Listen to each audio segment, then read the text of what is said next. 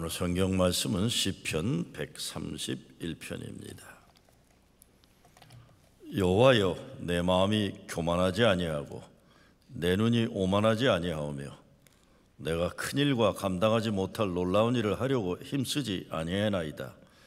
실로 내가 내 영혼으로 고요하고 평온하게 하기를 젖된 아이가 그의 어머니 품에 있음 같게 하였나니 내 영혼이 젖된 아이와 같도다. 이스라엘아, 지금부터 영원까지 여호와를 바랄지어다. 아멘. 오늘 말씀은 영혼의 평온함을 노래하고 있습니다. 내 심령으로 고요하고 평온케 하기를 어린아이가 어머니의 품에 안겨 어머니 사랑 돌봄을 믿고 의지하는 것처럼 하나님을 믿는 의지함 가운데 영혼의 평온을 얻는다고 노래합니다. 1절에 보면 여호와여, 내 마음이 교만하지 아니하고 내 눈이 오만하지 아니하며 내가 큰 일과 감당하지 못할 놀라운 일을 하려고 힘쓰지 아니하려다 그랬어요. 성경에 많은 죄가 나오지만 큰 죄 가운데 으뜸이 교만입니다. 사람들은 보통 행위의 죄만 문제로 해서 뭐 이거 잘못됐다 저거 잘못됐다 행위의 죄만 문제로 생각하는데 성경에서는 마음 씀씀이와 태도의 죄에 대해 더 많이 말씀합니다. 교만으로 인해 비참하게 된 사람들이 많아요. 사울왕도 그랬죠. 다윗도 왕이 되기 전까지는 멀쩡했는데 왕이 되고 나서 교만해져서 큰 죄를 저지르게 됩니다. 우시야 왕 같은 경우는 왕이 제사장 역할까지도 하려다가 교만에 빠져서 왕직에서 물러나고 문둥병에 걸리게 돼요. 그리고 죽습니다. 모세의 누나 미리암도 모세의 영적 권위를 의심하고 도전했다가 문둥병에 걸리기도 했던 것입니다. 교만이 큰 문제. 내가 큰 일과 감당하지 못할 놀라운 일을 하려고 힘쓰지 않아이다. 이 말씀 참 마음에 와닿는 좋은 내용입니다. 겸손한 자세를 다짐하는 말씀입니다.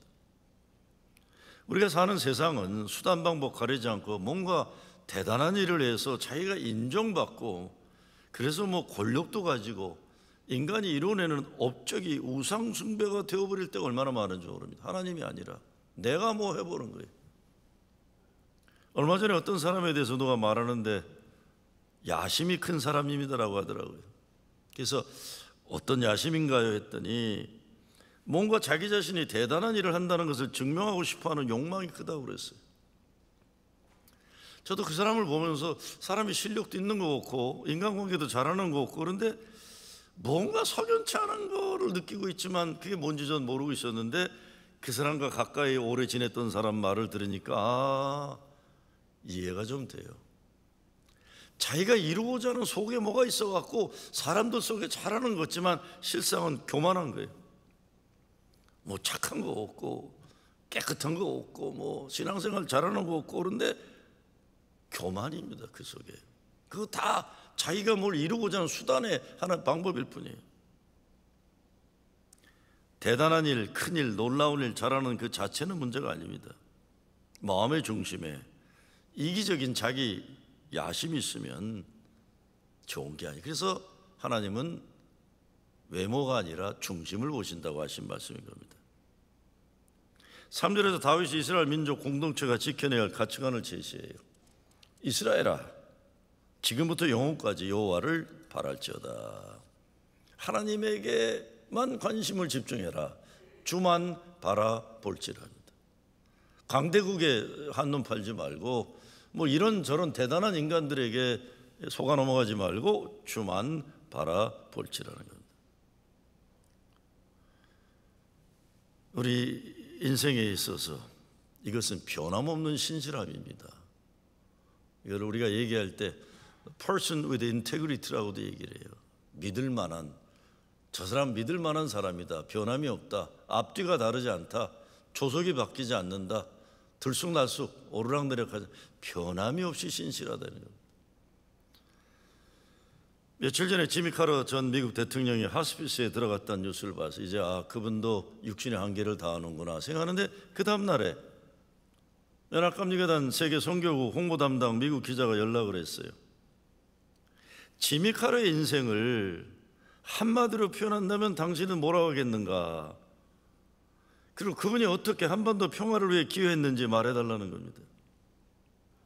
제가 생각해 보니까 지미 카터 대통령의 삶을 한마디로 표현한다면 변함없이 평생 인권과 인간의 존엄을 위해 헌신한 정직한 대통령이었어요.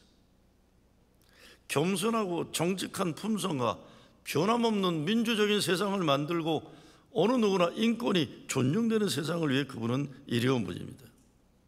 무엇보다 지미 카터 대통령은 건강이 허락하는 순간까지 그의 고향 플레인스 조지아에 있는 자기 고향교회 침례교회에서 주일학교를 가르쳤던, 변함없이 대통령이 되고 난 후에 이제 고향으로 돌아와서는 주일학교를 가르치죠. 변함없는 자기 역할을 다 했다는 것이죠.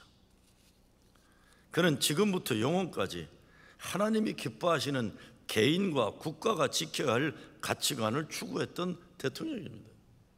평생 변함없는 아름다운 믿음을 실천했기 때문에 퇴임한 대통령 가운데 가장 존경받는 분이 지미 카터 대통령이었어요.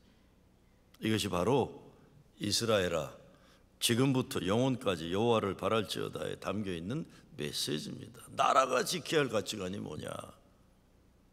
어떤 분은 오늘 시편 131편의 깨달음을 깊은 내공이라고 표현했어요. 깊은 내공이 딴 게 아니라 겉으로 뭐가 있는 척 괜히 이러는 게 허망한 게 아니라 깊이 있는 이 내적인 영적인 저수지에서 물을 마시는 사람이라, 이런 뜻입니다. 불교의 핵심은 수행입니다. 수행 정진이, 깨우침이에요. 이것이 뭐냐? 이 묻고 너는 누구냐? 너 묻고 내가 누구냐? 너는 누구냐? 이런 화두를 붙잡고 깨달음을 정진하는 겁니다. 승려가 되는 길이 두 가지입니다. 하나는 선승이 되는, 그래서 진리의 문제를 화두를 가지고 깨달음을, 자유를 찾아가는 거예요. 다음은 학승이에요. 학승은 뭐냐? 제도적인 불교를 지켜내기 위해서 불교의 교리를 공부하는 사람들이에요. 당연히 사람들은 선승을 선호합니다. 왜? 깨달음을 얻을 수 있으니까요. 그런데 선승들은 많은 경우에 겨울이나 여름이나 동굴이나 방 속에 들어가서 몇 달씩 몇 년씩 나오지 않고 깨달음을 얻기까지 화두를 붙잡고 정진하는 거예요. 용맹정진이에요. 나는 누구인가를 나는 누구인가, 그게 뻔한 이야기 같지만 이게 쉬운 게 아니에요. 이거 붙잡고, 이 화두를 붙잡고 몇 년을 몇 달을 고민한다는 건 쉬운 일이 아닙니다. 어떤 때 보면 예수 믿는 사람들은 어마어마한 진리를 갑자기 믿었다고 해서 자기가 다 이룬 것처럼 함부로 말하고 그러는데 그게 너무 가벼울 때가 많아요. 왜 저러나. 그런데 불교의 깨달음은 결국 어떤 화두를, 정진을 통해서 어떤 깨달음의 세계에 들어가면서 자기가 없어지는 거예요. 자기가 없어진다는 건 인간 세상 사바세계에 묶여있는 것들에 자유케 되는 널바나 얼반에 이르는 거예요. 열반에 집착을 놓는 거죠. 이를 통해 평화로운 삶에 들어가게 되는 거예요. 인생의 고집, 염려, 근심, 우리를 불행하게 만드는 세상의 것들에 자기 집착해서 내려놓고 넘어서는 깨달음을 얻는 것입니다. 기독교는 깨우침이 아니라 믿는 거다, 우리 보통 말합니다. 그렇지만 시작은 그렇지만 어느 경제에 들어가게 되면 기독교 믿음이라는 것 역시 깨달음의 정진을 통해 얻는 수행이에요. 문제는 몇 가지 외워가지고 구구단 외듯이 신앙 몇 가지 그는 그거 평생 그거가 다인 줄 알고 살아가면서 발전을 못하는데, 사실 요한일서의 입장에서 보면 성화, sanctification, 거룩함을 위해서 계속 되어가는 여행에 정진하는 거였어. 거기다가 그것만이 끝이 아니라 Christian perfection이라고 해서 기독교인의 완전을 향해, 그분이 온전하듯이 나도 온전함을 향해 웨슬리는 믿음의 정진을 놓치지 않았던 거예요. 다만 불교와 기독교가 다른 것은 화두가 다를 뿐이에요.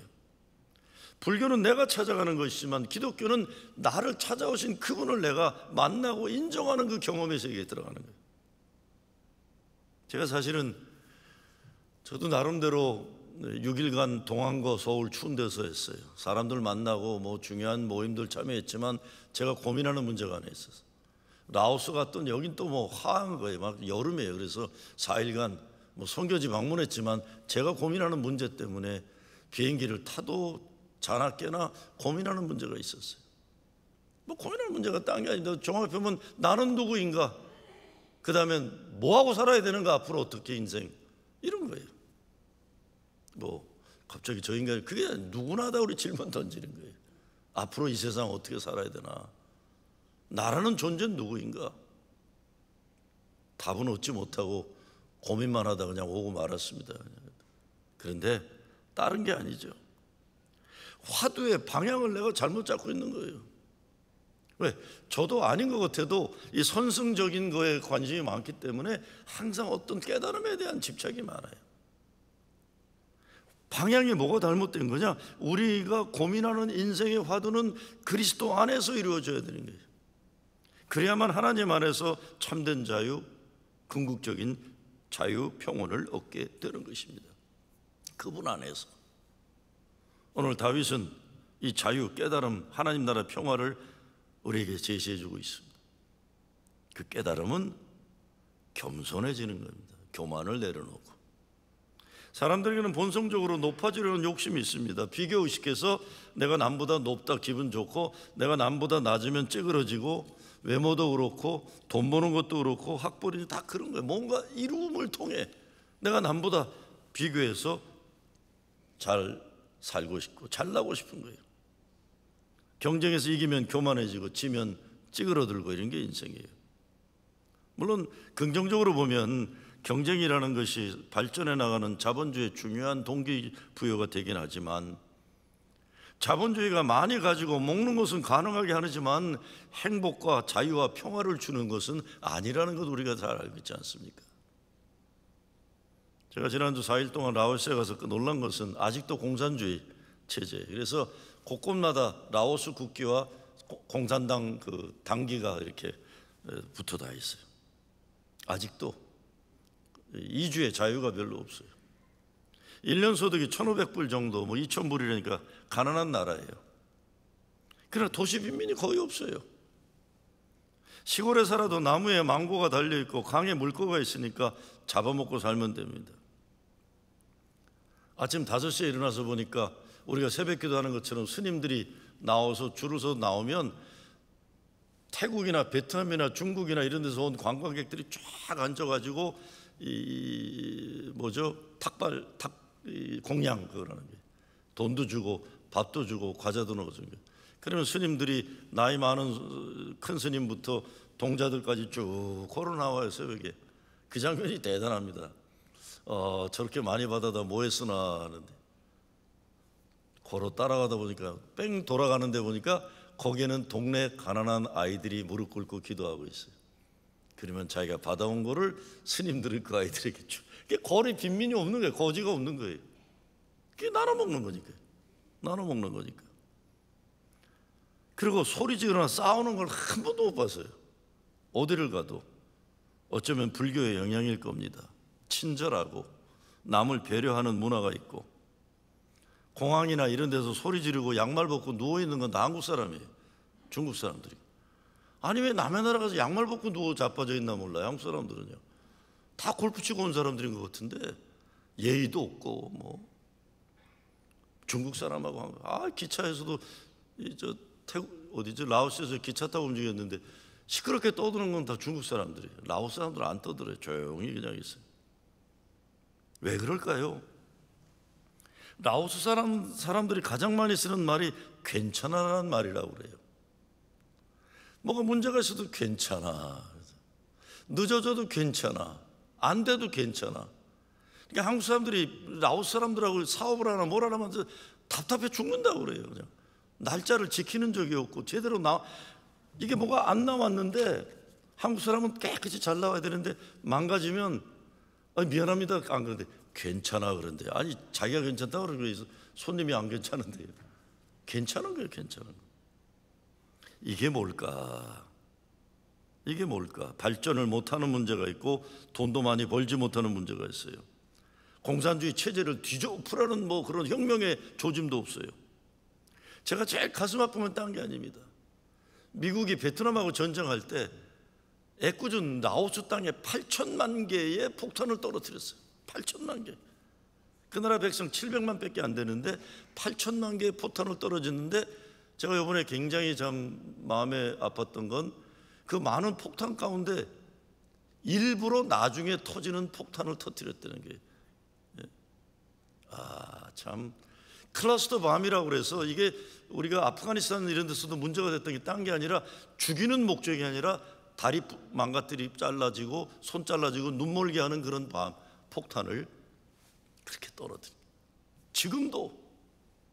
지금도 불발탄이 터져서 그 나라 사람들은 다리가 잘라지고 손이 잘라지는. 정말 그렇다면요, 우리 보통 생각 있는 나라 사람은 어떻게 해야 돼요? 괜찮아 하면 안 돼요.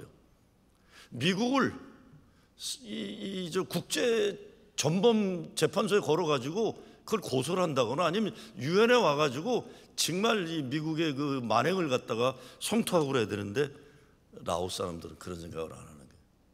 괜찮아, 이게 괜찮아.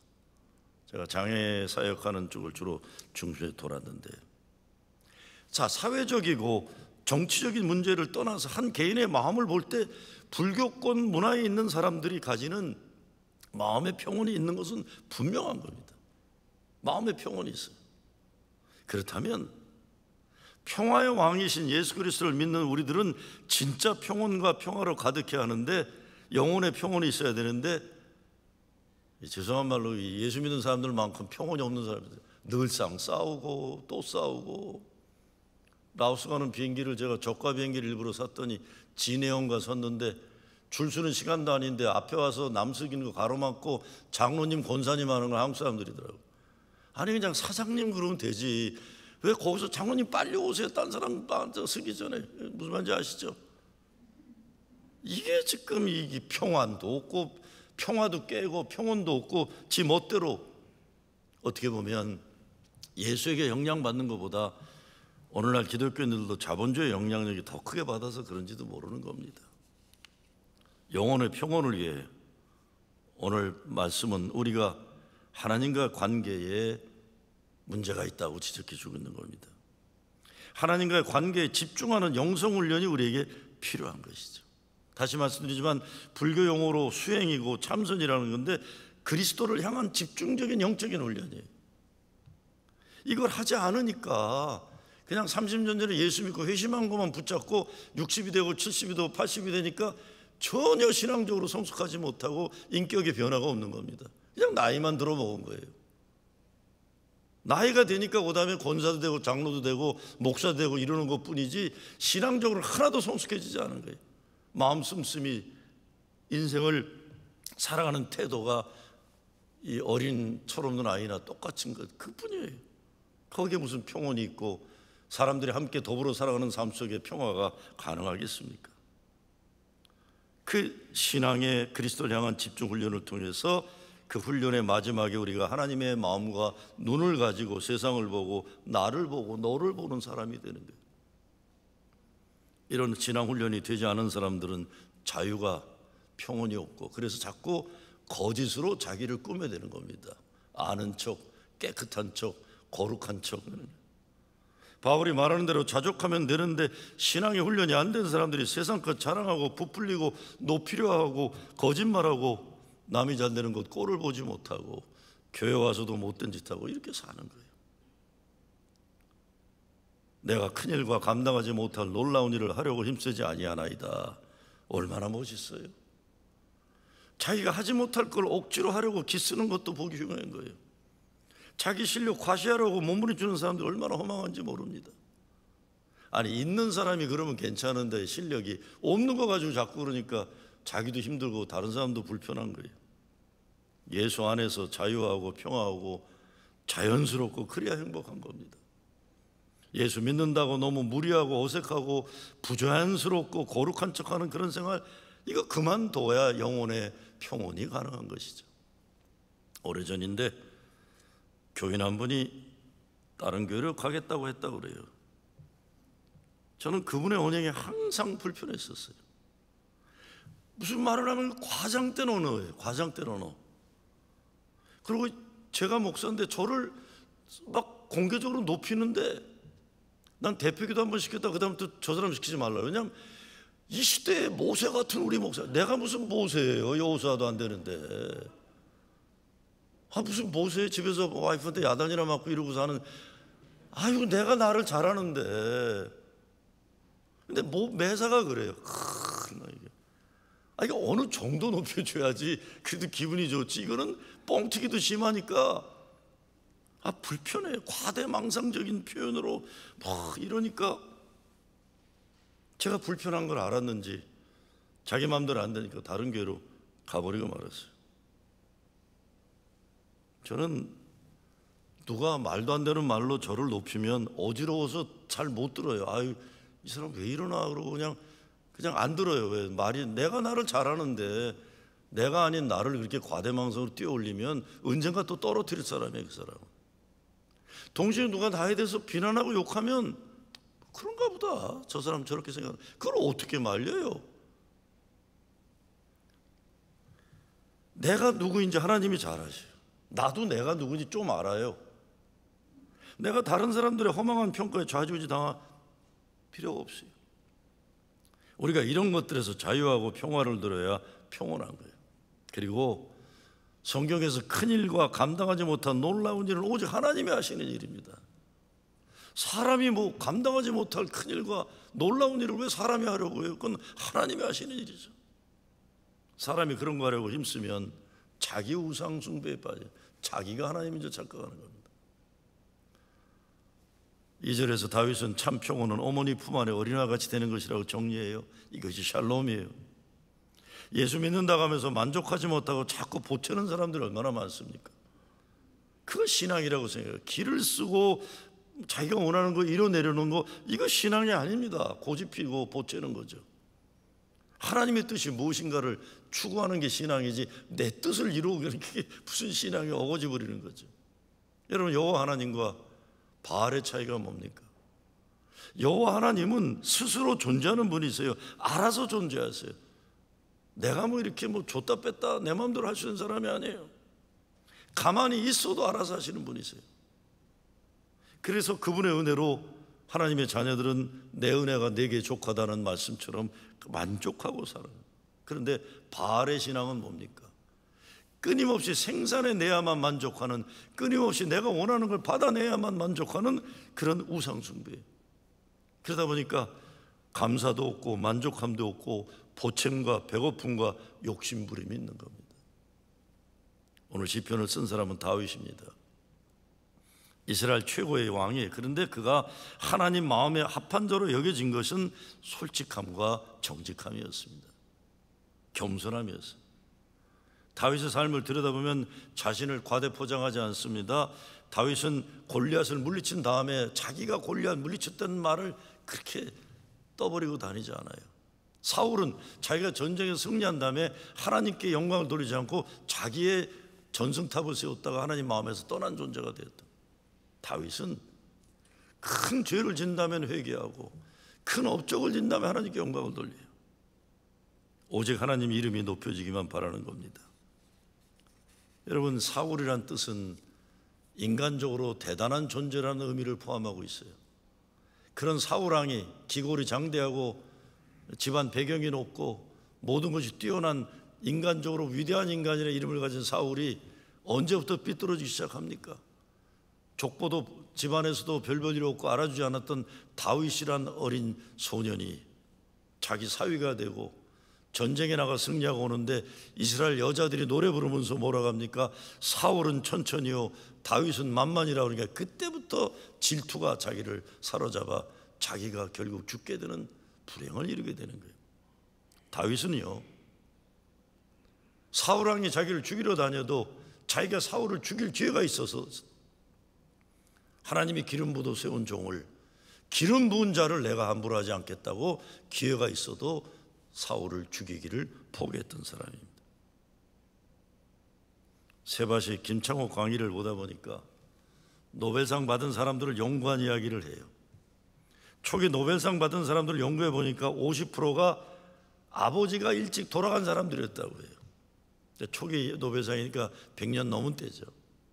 그때 아버지란 인간들이 어떻겠어요? 지금도 그런데 가부장적이고 권위적이고 그런 거예요. 힘이 가지고 자식들을 짓눌리고.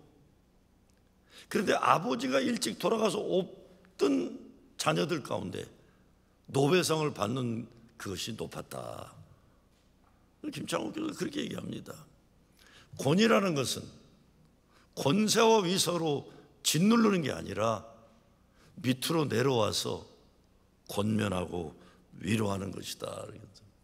아버지란 존재가 권위를 가지고 권세와 위서로 자식을 짓누르는 게 아니라 자녀들 밑으로 내려와서 권면해주고 위로해주는 그것이 진정한 권위다라고 해요. 그래야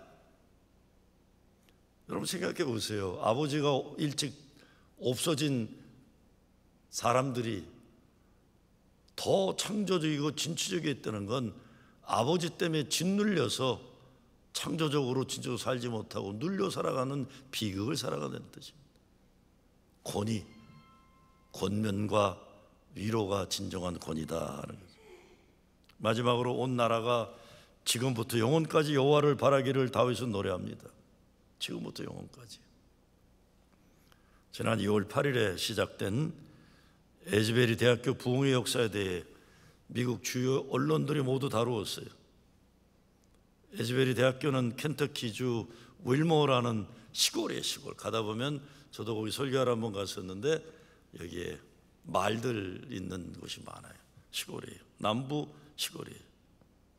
감리교 계통의 학교이지만 너무 보험주의 보수라고 해서 뉴욕이나 뉴저지나 벌티모어나 LA나 이런 진보 연회에서는 에즈베리 출신을 목사로 안수주는 자격을 주지 않으라고 해요.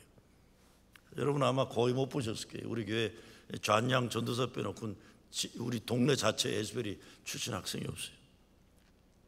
그런데 연합감리교 가운데 1000명 넘게 주일날 예배 출석하는 교회 담임 목사들은 절대 다수가 에즈베리 신학교 출신이에요. 이 진보 동네만 없는 거지 보험주의 진영에는 에즈베리가 꽉 잡고 있는 거예요. 그 학교에서 수요일날 100여 명 모였던 채플 예배가 끝나고 남아있던 10여 명의 학생들로 시작된 기도와 찬양 가운데 회개하는 역사가 일어나기 시작해요. 이것이 24시간 예배가 진행되면서 끝나질 않는 거예요. 계속 예배가 진행돼요. 그래서 수만 명이 몰려들고 SNS를 통해 또 온라인을 통해 수백만 명이 회개에 관한 예배운동에 참여하기 시작합니다. 대단한 부흥사가 강단을 차지하는 것도 아니고 이 부흥회를 통해 대단한 기적의 역사가 일어난 것도 아니라 회개의 역사가 잔잔히 일어나기 시작합니다.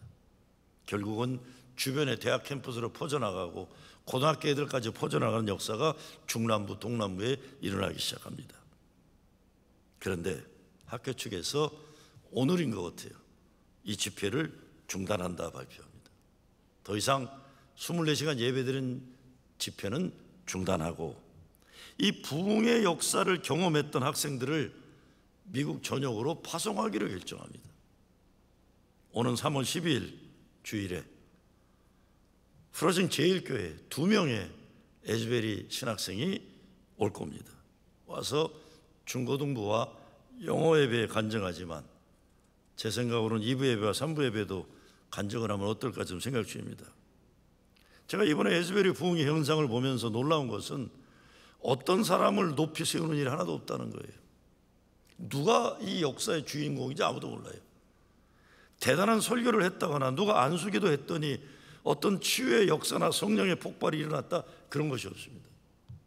그냥 학생들이 회개하는 일이 일어나고 하늘에서 내려오는 기쁨과 평화를 경험하는 역사가 일어나는 거예요. 메이저 주요 언론을 통해 인터넷에서 이렇게 됐으면 그 주요 인물들이 큰 계획을 세우고 뭐 세계적인 어떤 기획을 발표해도 되는데 하나도 안 한 거예요. 그런 거 없어요. 그냥 성령의 인도하심을 따라 복음을 증거하고 성령의 역사하심을 증거하는 일에 순종하고 그것만 겸손하게 진행돼요. 저는 이렇게 겸손하게 성령의 역사심을 믿고 증거하는 모습에 신뢰가 가고 기대가 되고 회개로 시작된 성령운동이 부흥의 역사를 이제 뉴욕에서도 일어나기를 기도하고 기대하는 것뿐입니다. 지금으로부터 112년 전 조선 땅에 감리교에서 파송받은 하디 선교사를 통한 회개운동이 시작됐어요. 하디 선교사가 자기가 미국에 와서 이 미개한 조선인들에게 복음을 전하겠다고 하는데 가만히 보니까 자기가 조선 사람들을 무시하고 있더라는 걸 깨닫게 돼요. 조선 사람들은 냄새난다, 무식하다, 가리켜도 못 알아듣는다. 그래서 자기가 인종차별주의라는 걸 깨닫게 되고 눈물로 회개하기 시작합니다. 내가 여러분을 무시했습니다. 선교사가 회개하기 시작하니까 장로들이 회개하기 시작하고 조선 땅 원산 감리교 지역에서 회개운동이 시작되게 됩니다. 1903년도에요. 그렇게 시작된 회개운동이 1907년도에 평양 장대현교회, 장로교회죠. 그때부터 부흥의 운동이 불이 붙기 시작해서 회개운동은 감리교로 시작되고 부흥운동은 장로교로 시작되면서 조선 반도를 이제 부흥의 운동을 시작하게 되는 것입니다. 이번 에즈베리 신학교 부흥의 배경에 조용하게 기도하는 사람들이 있었다고 우리 박영관 목사님이 저한테 말씀해 주세요. 목사님, 현상만 보지 마십시오. 이전부터도 에즈베리 신학교에는 부흥을 소망하는 기도하는 모임이 있었습니다. 부흥의 역사에는 기도하는 사람들이 있고 기도하는 가운데 회개의 역사가 있게 되니까 부흥의 역사가 시작될 수 있었다는 겁니다. 오는 8월 말에 연합감리교 감독회장이면서 뉴욕연의 감독 비커튼 감독님이 한국에서 열리는 하디 회개운동 120주년 대회에 참여하게 돼요. 연합감리교 감독회장 자격으로. 제가 이번에 한국을 방문해서 한국 감리교 이 대회를 준비하는 감독회장님과 감리교 본부 총무님들을 만나서 이번 하디의 회개운동 대회가 한국 감리교의 회복과 부흥만이 아니라 미국 감리교회를 부흥하기는 원동력이 되어달라고 진실하게 부탁하고 왔어요. 신실하게. 그냥 우리 감독님이 가시기도 하지만 저는 한국 감리교회가 아펜셀러라는 미국 선교사를 통해서 복음을 전수받았다면 이제는 한국 감리교회가 미국 감리교회를 살리기 위해 한국적 영성을 회복시키는 역할을 미국에 가르쳐줘야 된다고 저는 생각합니다. 이게 뭐겠습니까? 새벽기도 영성이에요. 극성스럽게 새벽기도하는 건 전 세계 한국교회밖에 없는 거예요. 새벽기도 영성이요, 누가 뭐래도 11조 영성이요, 교회를 사랑하고 겸손하게 섬기는 섬김의 영성이에요. 그 가운데 새벽기도 영성이야말로 오늘 3절 말씀처럼 여호와를 바랄지어다. 그 영성이에요. 대단한 인간이나 어떤 거대한 제도적인 구조적인 교단에 의지하는 게 아니라 주만 바라볼지라. Put your hope in the Lord now and forevermore. 지금부터 영원까지 당신의 소망은 주님께만. 우리의 오늘도 하나님께서 심어주신 삶의 자리에서 교만한 마음을 내려놓고 오만한 눈을 갖지 않고 허망한 큰일을 하려고 헛된 몸짓하지 않는 겁니다. 무엇보다 지금부터 영원까지 하나님을 바라는 소망의 믿음으로 살게 될 때, 지금부터 영원까지 오직 주만 바라보는 가운데 영혼의 평온을 이뤄내는 여러분 되시길 주의 이름으로 축원합니다. 주님 감사합니다. 헛되고 부질없는 것에 욕심부리지 않게 하시고 오직 여호와를 바라봄을 통해 영혼의 평온을, 이 땅의 가정과 교회 세상에 평화를 이루는 우리가 되게 하여 주시옵소서. 예수 그리스도의 이름으로 기도드리옵나이다. 아멘.